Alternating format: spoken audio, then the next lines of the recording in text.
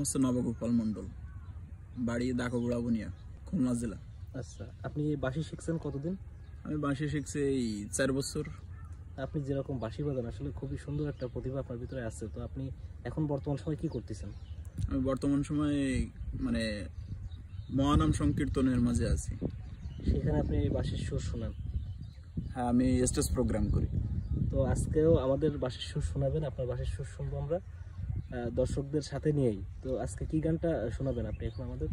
আচ্ছা, তাহলে এখন বর্তমান সময়ে তো দেখা যাচ্ছে যে সুকুমার বাউলের গানটা বেশি জনপ্রিয় আছে, ঠিক আছে? তো ওনার যেটা সব থেকে ভাইরাল গান সেটাই বাজাবো। আচ্ছা, তো একটু বাজান, আমরা শুনি সবাই মিলে একসাথে।